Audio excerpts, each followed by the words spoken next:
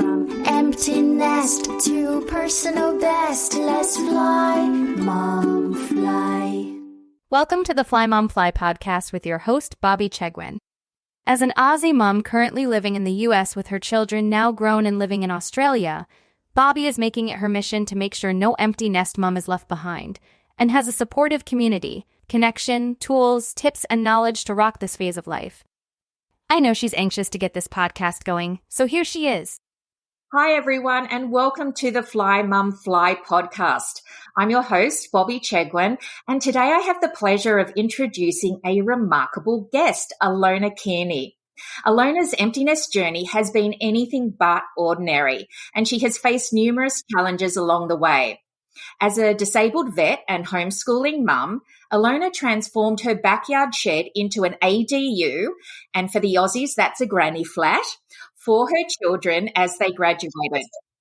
Yet the quietness of an empty home left her feeling uncertain about her future.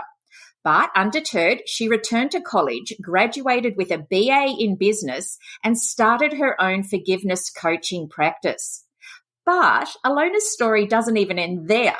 Fueled by her newfound confidence, she courageously entered the world of politics, running for Washington State Governor. In this podcast, Alona will share her experiences, discussing the joys and struggles of the empty nest phase, her personal growth, and her inspiring journey into politics. Alona, welcome to the podcast. Thank you. Thank you. I'm really in awe of you already. As I just mentioned before I hit that record button, I've never met a politician before, and seeing you here in front of me, it is very inspiring for me to be chatting today with someone who desires to make change on a grand level. Now, I was looking through your website, and I sense from a young age that you were always driven to change the world. Can you share about that with us? Yes. When I was growing up, well, actually, I'm a pastor's daughter, so I'm the oldest of five. And, back in those days, you kind of take on being the second parent in a sense. Oh, when your parents are busy, you jump in and take care of things. And I developed from that intuitiveness and being able to discern like when things need, oh, this person might be hurting, this person might need that. So I started to be able to care for the people around me and sense that there was a need around me and just jump in there and not need someone to ask. So when I went to college, in college, my mom, I happened to be the first, my mom started a club after segregation ended and they were merging the schools together.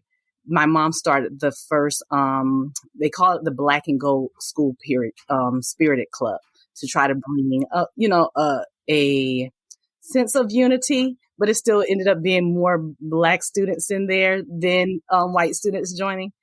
But she started that club, and then she was the first Black majorette of that school as well. And so when I went to college, I got to be the president of that club as well.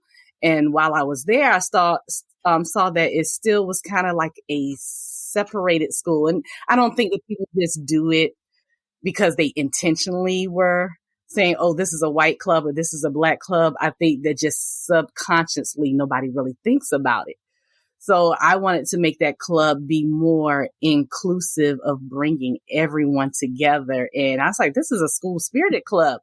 Should be more than just Black students in here. We should have representation of everyone. So I started variety show, because they wouldn't allow us to call it a talent show. So it was a variety show called Breaking the Barriers of Racism. And what we did was we had all the students from different cultures submit essays, also bring presentations of their culture, whether it was dance, song, whatever represented their culture, food. And we all shared in each other's cultural, experiences. And then when when I had my kids and I ended up homeschooling them, I started a nonprofit, and that nonprofit actually was teaching kids to make impossible mean I'm possible. So don't complain and say, oh, it's impossible, it can't be done. Let's sit here and brainstorm and have a think tank of how we can help each other make something possible. And we had politicians come in and teach the kids about writing legislative bills. How do you create proposals to change bills and those type of things? And then I would also have events called Celebrating Our Differences, where everyone in the culture had to bring something to share in the community. It just seems like you were really born to bring people together in this world. And I see again on your website that the word unity is just used over and over again. So tell me, what does your mum think about you following in her footsteps? She's proud. Every parent is always proud because you want your child to exceed what you've done, and not, no parent wants to look at me like, oh my gosh, my child is doing bad, because it feels like a reflection. It feels like a reflection of you, and you're like, what have I done wrong? So she's proud. Yeah, otherwise it would kind of be like Steve Urkel, did I do that? Like, oh no, what have I created? So tell us about after your college experience, what did you go on to do? So after my college experience, well, kind of like in my college experience, I did student leadership, and while I was doing student leadership, my college president was like, oh, she has great speaking skills. Why don't you come lobby for the college to get this funding? And then I was top 10 in the U.S. from all the colleges to do a student internship to present a veterans bill proposal to our Congress. And so I had those opportunities. And then my teacher was like, why don't you run for a political seat? And I'm like, yeah, I don't know, because they call me the clapback queen. So, and I might clap back real hard if they come for me.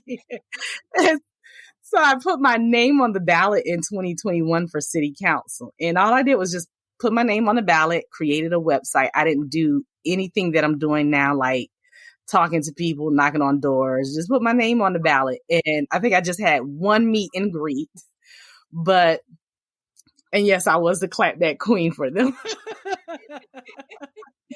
Like, don't attack my family. I got you. But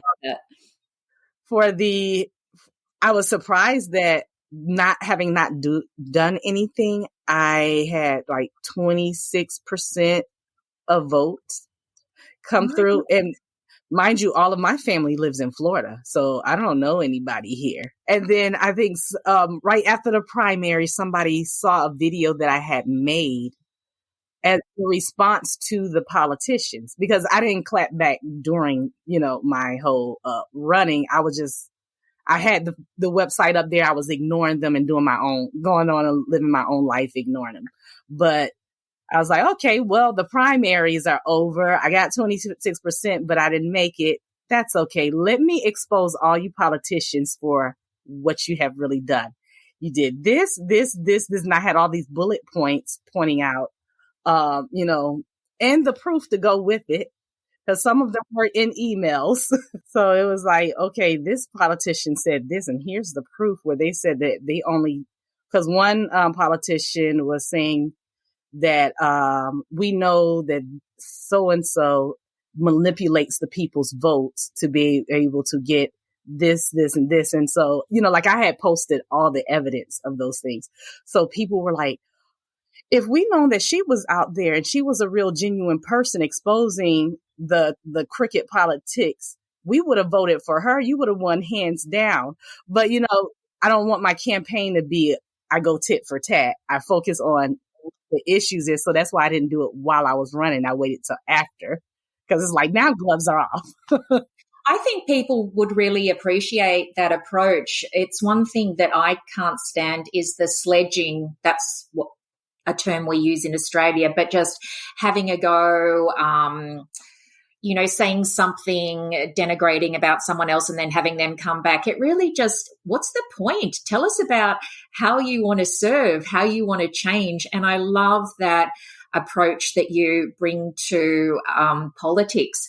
Tell me about your kids and your family life and your empty nest experience, because I know you seem to be someone who just strives again and again and again to better yourself.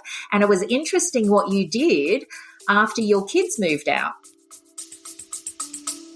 Stay with us. Bobby and her guest will be right back after this short message. Would you like to join a community of like-minded empty nest moms where you can connect, share, advise, and learn? Find us on Facebook. We're the Inspired Empty Nest Moms Facebook group, and we look forward to welcoming you. Yes. So my kids actually have a close relationship. It's sometimes a bit close because they tell me everything. I'm like, yeah, I don't want to know that. Alona, how old are your kids now? My kids are 22 and 23. And they crack me up sometimes because they'll be like, oh, so-and-so wants to date me. Is it okay if I kiss them? Like, do you know how old you are? Stop asking me that. Oh, my goodness. I have two girls and they must be quite similar in their approach to their mother because, yeah, they share a lot. But then again, I think, okay, I do tell them when to draw the line when it's oversharing. But I kind of think, well, if you need to ask someone for advice, okay, share, but let's just limit it when it gets a little bit too much for your poor old mother because, again, I am your mother. But my daughter, she's funny. One day, so I started campaigning last year. I signed up. And so because I know I need this head start, not being the known candidate for a whole state. And my son said that, he was feeling sad and depressed and he didn't feel like anybody cared for him because I don't check on him because I'm campaigning. And I was like, well, I thought that, you guys know I'm here. You can come talk to me anytime. And my daughter says, oh, yeah, because the other day when mom saw me come through the door crying, she stopped immediately what she was doing. She told the person, I'm sorry, I have a family emergency. I have to go. And she hung up and she tended to me. So he's like, that's all you have to do. He's like, I don't want to bother you like that. So it's not bothering me. It's interesting in your case because your kids basically live out in the backyard. So you do have independence, but they are still close enough. What would you say are the benefits and the disadvantages of this situation? Well, the benefits are, I want to say in a sense, I know where my kids are. I feel safe and comfortable because I know they're here, they're okay. And, but the disadvantage to me is sometimes I feel like they're mainly my son, a bit codependent. And you want your kids to break free, but you also want to know that they're okay enough to break free. And so, I don't want it to become a codependent to where they're relying that if something happens to me, God forbid, but if something happens to me, that it would be the end of their world and they couldn't cope. Yeah. And I do think 22 for a boy is still pretty young. So, and I'm sure you're such a shining example of making something of yourself and going out there fearlessly and embracing the world. So I'm sure your kids both have those traits as well. You did mention that when they did move out back, that the house did get pretty quiet. So what did you then go on to do? When it got quiet, I started first I set up the forgiveness coaching. Yes, I'd love to hear more about what that is. Yes. So forgiveness coaching I wrote a book back in 2014. When I was growing up, I used to be in and out of hospital for suicide and depression. And part of my healing was writing. So I was writing my whole life. And I realized one day that I was no longer suicidal. So an incident happened and my kids were my my something happened to my daughter, and I turned around, and the way I responded to it was not out of frustration or feeling like this is the end of the world. It was like I coped with it and I handled it and I protected my kids. And I noticed that day, I said, wait a minute, when did I stop being suicidal and having suicidal thoughts?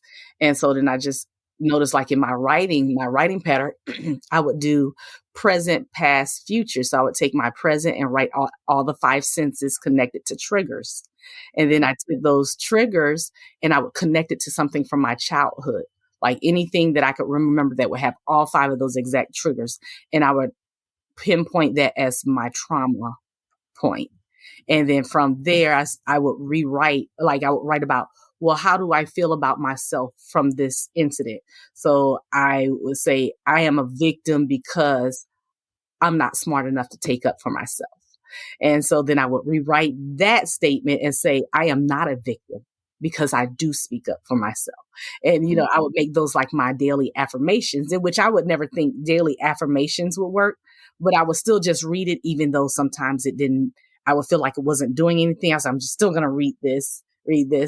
And eventually it changed my mindset. But at the same token, part of my reasons too was I was always doing it because I never wanted my kids to ever feel the way I felt, that type of depression. So that would always stay in the forefront of my mind. I'm going to read this despite this because I want to make sure my kids are never to feel this. So eventually that was my how do you say, aha moment.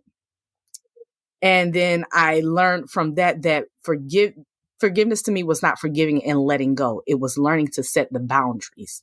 That's why I was always feeling like I could never forgive somebody, or when somebody do something as a trigger, because I didn't have boundaries, and I would let them get away with doing those rather than constantly putting myself in those situations or accepting those relationships rather than letting them go.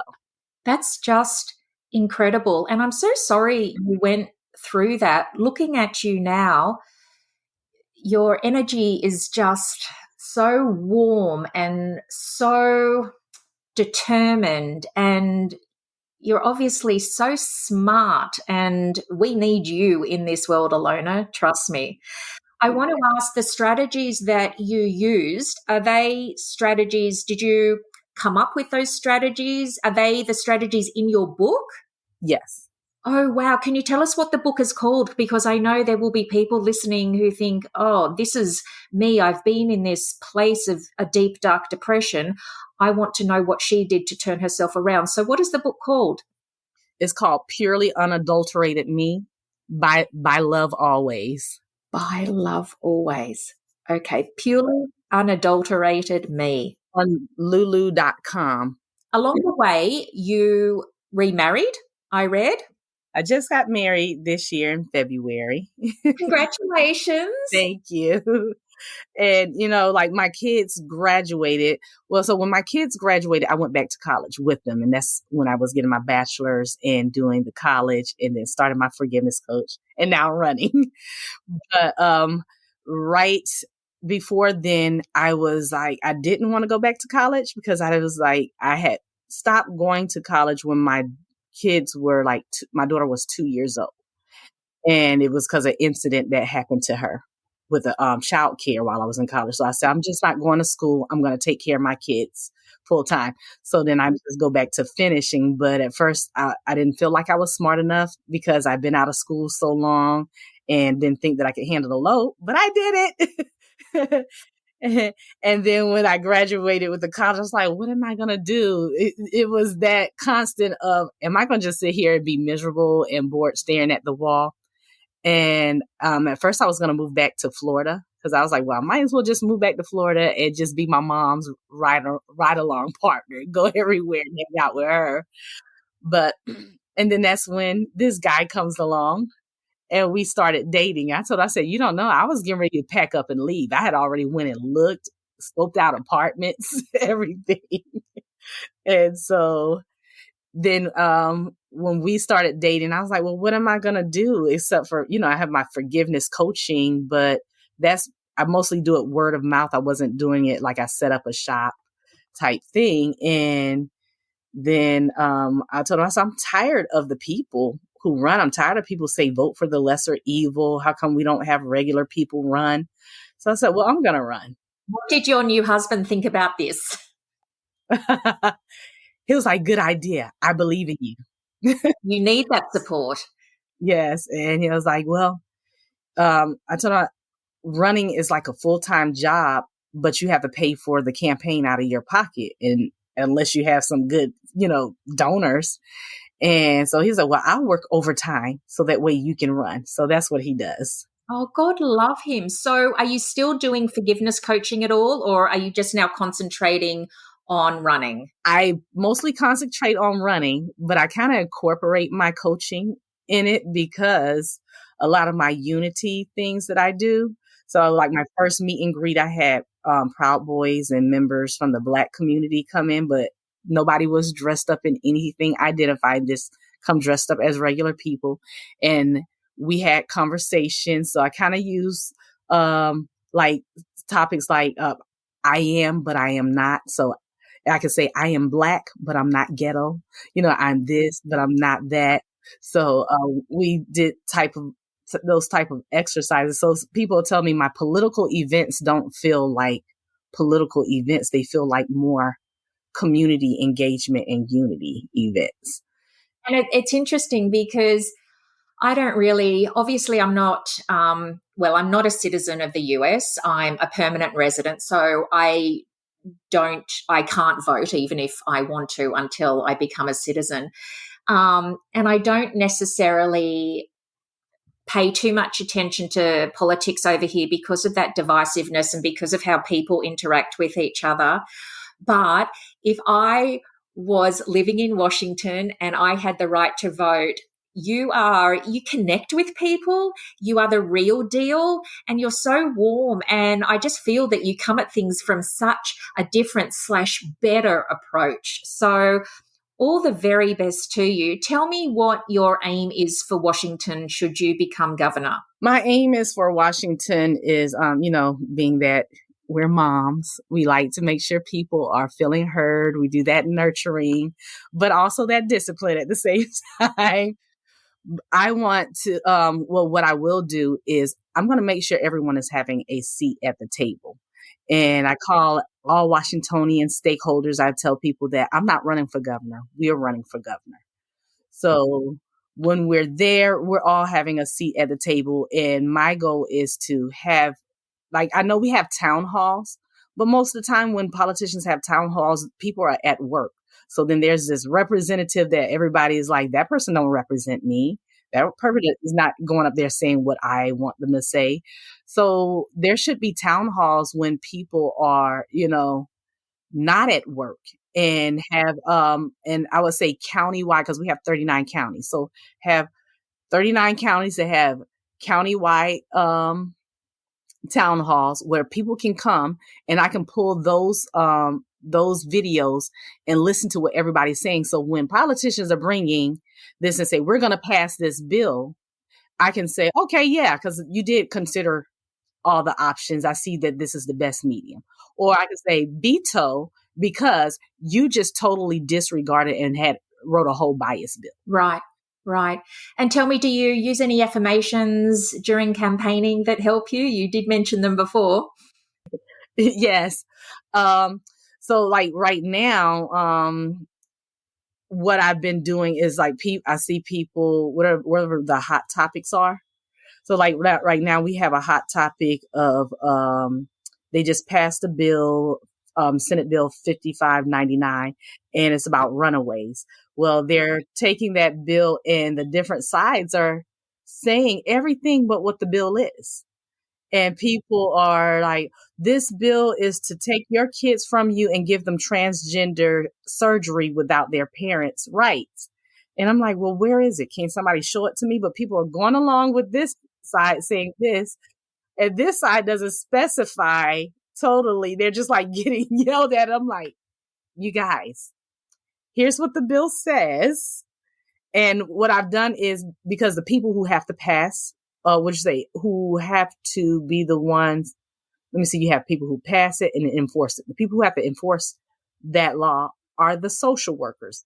So I've gotten with a couple of social workers and I said, can you explain when this bill comes to you, because it's been passed, what does this bill mean to you? What is the interpretation? And they say, yeah, we can't give gender surgeries. It says right here that the current law stays in place.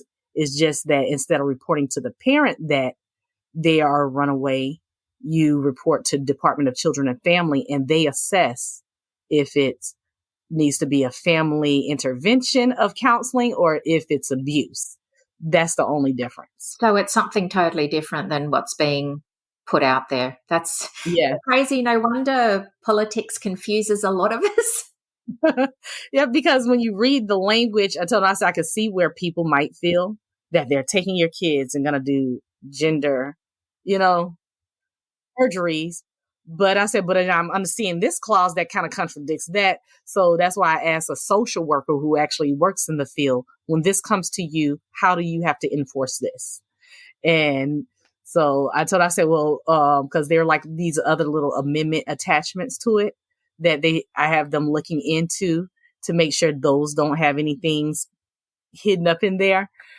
So when they get finished giving me the information back from that, I'll make a video on that and probably even have them on there to explain what it is and how it affects the parent-child relationship, because I am about making sure we build our parent-child, bond. I don't want that but I don't also want people out here spreading misinformation and ruining something that might be a mental health service that a child needs. I'm so excited for you, and I'm excited for your state, and all the very best with your campaign. I just can't believe that one day I'll be able to say, yes, I actually had the governor of Washington on my podcast. So, oh, that's so exciting. Before we go, Ilona, first of all, thank you so much for coming on to the program today. But I would love to ask you, if you had one bit of advice to give to an empty nest mum, what would that be? If I had one advice, I would say find something that you enjoy to do. Even I didn't think that I had anything to enjoy. I didn't even think that this politics would be something that I would enjoy. But find something that you enjoy doing. Find a group. There's websites like meetup groups that you can get out there and just dibble and dabble. I always tell my kids, don't ever say that you don't know what you want to be. At least do something, and those are notches under your belt. And eventually you'll find that groove of, I call it your tribe, to be around. Yes, that's absolutely perfect. It's all small steps eventually lead you a very long way, and you can pick up tools, tips, knowledge, experience, and then you're ready for that one thing that comes along that sparks joy in you, and then you're ready to move forward. So Ilona, thank you so much for joining us today. As I said, all the very best. And to our listeners, if you want to get in touch with Ilona, and I urge you to go to her website, all her details will be there, the web link, the book link, and how you can follow Ilona on social media. So thank you so much for listening. And until next time, that's Fly Mum Fly. From empty nest to personal best, let's fly, Mom Fly. Would you like to comment on this Fly Mom Fly episode? Or let us know where you're listening from. We'd love to hear from you via our voicemail feature at flymomfly.com. And if it's beneficial to our listeners, it will be played in the next episode.